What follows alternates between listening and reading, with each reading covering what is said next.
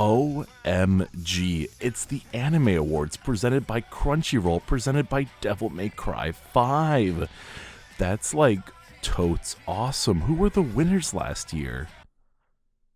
Oh yeah. I remember now.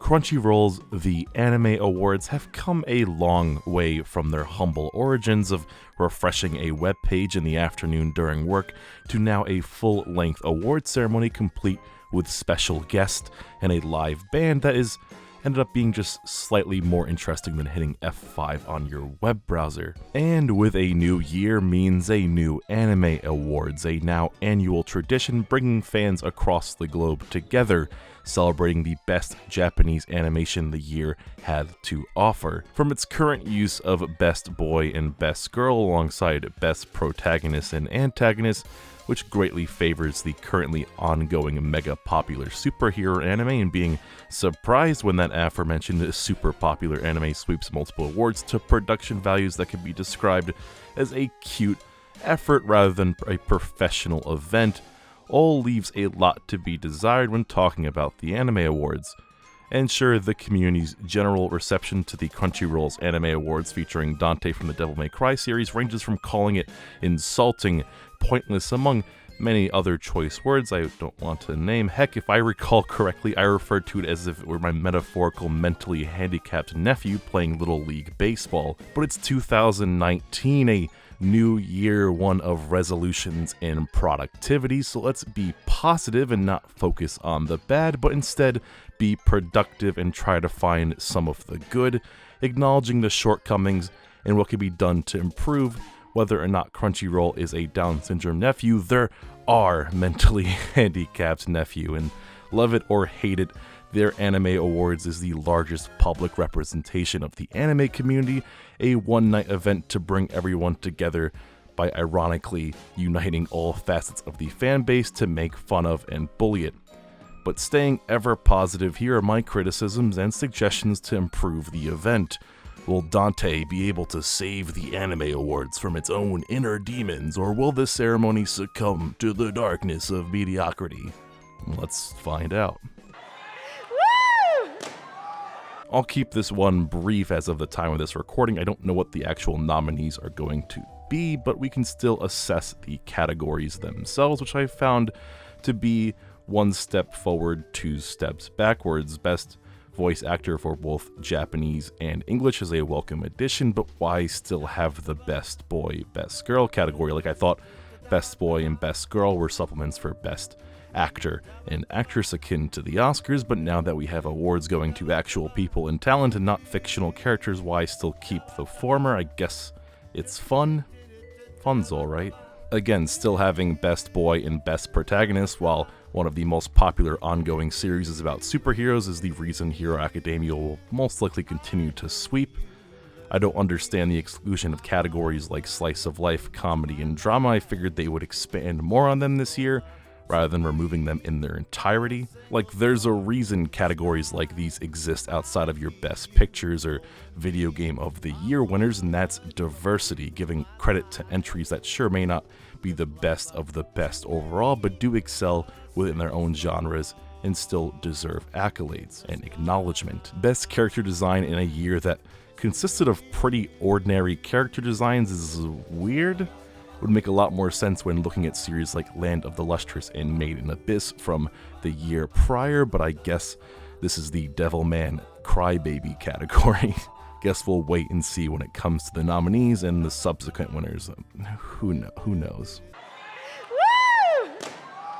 If there is one reoccurring message behind the Anime Awards, it's one of recognizing the fans, the viewers that made anime, and of course by extension Crunchyroll, what it is today. We are no longer this grassroots niche of degenerates, well, for the most part, but instead a diverse, ever-growing, respectful, at times, community of passionate viewers, fans, content creators, cosplayers, and more, So it would feel a lot more fitting that on this one night a year, the community truly comes together. For the several sizzle reels presenting the nominees, have some of the talented people behind animated music videos, AMVs, put them together each with their own interesting, unique direction and style. And while it's great to see familiar faces like Giguk, Mother's Basement, Arcata, among others, dressed to the nines presenting the awards, it would be great for this year and the following to see the smaller creators, the lifeblood of the community, given a chance to shine. I'm talking about your Under the Scopes and your up-and-comers like Beyond Ghibli's of the content creation landscape, creators that haven't necessarily broken into the mainstream eye of the community, but some of the most passionate, talented minds to those who know where to look. And sure, I'm not saying it's really possible to pay for the flights of a group of near faceless individuals from all parts of the world.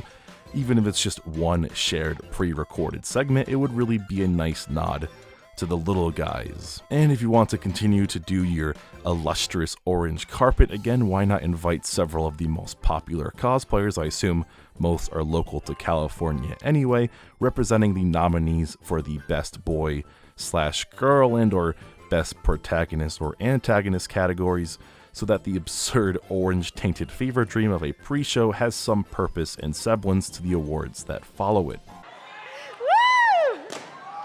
I mean, it's no secret that despite Crunchyroll's yellow and orange gradient, that there is a whole lot of yellow missing from the actual awards. It just feels off to have several studios, productions, and series all winning their selective awards, followed by just an awkward ad-libbed back and forth conversation by the host. Like, do you know why Christopher Sabat accepting the Industry Icon Award was the best part of the evening? It's because it was a dude coming on stage, being handed an award for his hard work and dedication, and him given the chance to thank the viewers and the ones he loves, and how much it means to him. The anime awards air during the afternoon in Japan. Just reach out to the winning series and get somebody, anybody from production to accept the award. Have a nice Japanese man on Skype say arigato and bow and all that good stuff. And I assume I'm not alone. I feel like a lot of other people miss the act of an award being handed to the person that deserves it. It's a big part in literally every award show ever, and of course it's not doable to fly animators and directors out from Japan who are most likely actively working on new productions, but a brief 10 to 15 second soundbite or an English subtitled acceptance speech of them holding the award would add a lot more meaning. And I assume with new categories like Best Voice Acting and Best Director surfacing this year, Crunchyroll is clearly making strides in the right direction, but a lot more can be done here to help show the average casual viewer the hardworking individuals and teams that bring Rika's thighs to life. Overall, from a production side, it all felt very cheap, from this really bizarre lighting and quality in the pre-show to just these dull, static shots behind what I thought was just an off-white backdrop, but was in reality a projection screen. Something I did not realize until the very end of the awards. Like, I'm sure this looks fine for the audience, but for the viewers online, everything just looks so dull and yeah, kind of cheap, which is not really a look your multi-million-dollar company wants to really present. It comes off looking like a disinterested, cold business conference rather than an award ceremony showcasing the most colorful, expressive medium of animation. They had music. The band was alright, definitely a great way to honor Cowboy Bebop's 20th anniversary because, yeah, people like Cowboy Bebop. But both of their performances just really dragged on far too long, with the second one being over 5 minutes, made me wish for a way out just like Spike. I think music is good. I know. Hot take. So feel free to keep it, just cut the fat a little bit, and have the performances be a medley closely more related to the nominees, showcasing several of the opening themes and endings and all that good stuff. Pacing overall was pretty solid, but the downtime between awards in the form of the Crunchyroll staff gushing about the winner while saying that everyone who lost was also super cool and stuff got pretty old pretty fast. Like, I'm glad the Crunchyroll people are having fun, but you guys said the awards were for fans like me, and I want to have fun too. Using the anime term here, these parts of the show would equate to filler, buying time for the source material in the form of production to catch up and get ready for the next award. So of course you can't really get rid of this downtime between the categories, but I do feel like you could fill the time slot a little bit better and use it as a time to interact with the online viewers, just like the actual ceremony is more enjoyed by the in-person audience. So back in 2018 when Twitch hosted E3, they would have a segment hosted by this cool dude named Adrian, who would read and occasionally make fun of Twitch chat, give his own opinions and hot takes on reveals and announcements from the upcoming presentation, and set up and review polls of the live viewers and their predictions. I'm not saying copy this, but yeah, copy this, even down to the platter of Totina's pizza rolls, and yeah, give Adrian a call as well. It would add some fun, levity, and most importantly help bridge that disconnect from live and in-person viewers, and any service or content creator knows the value in a call to action, and fans always like being heard. It's a win-win. Hopefully the Dante product placement and dirty Capcom dollars are put to good use here especially. While comparing Jeff Keighley's love child in the form of the Video Game Awards and Crunchyroll's Anime Awards isn't all too fair, but outside of budget and production value, there is one crucial component separating them, and that is impact. For those who couldn't give two fricks what Celeste's diverse JRPG-looking team's heartfelt speech was about, they got hard-hitting world reveals of the latest and greatest coming up in gaming, making the Video Game Awards feel like E3's younger stepbrother. Being completely honest here, I can't remember fucking anything that happened during the Anime Awards, and I live streamed and commentated it. There is nothing of value during the actual presentation, and there is basically no reason to recommend to a friend who missed it to watch the ceremony over just checking their website for the posted winners. It needs that kick, that spice. Obviously, I don't expect Crunchyroll to get any crazy huge reveals of upcoming anime productions, but announce a bunch of your newly licensed and acquired series, films, and OVAs. Maybe try to grab an anime that isn't currently available on any legal streaming service like your Katanagataris. I know they're always adding new anime to their library, so make a big deal during the conference about new arrivals, give away a bunch of memberships, all that good stuff. Also, Crunchyroll is getting directly involved in original content with that one series I don't feel like looking up. I think it was called Steven Universe or something.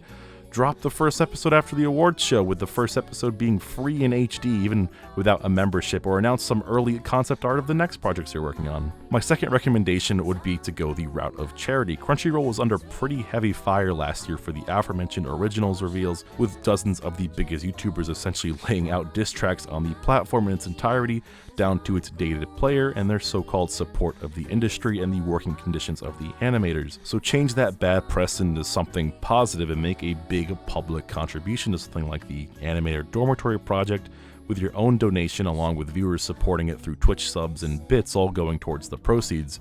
Make the Anime Awards not just about honoring anime, but supporting it.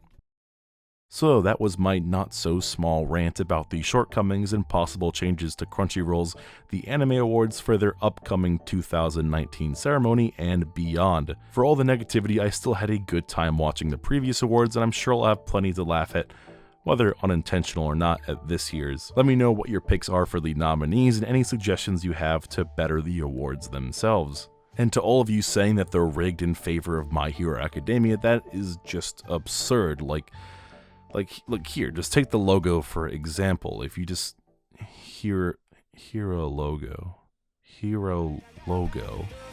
My Hero Academia. Oh my god.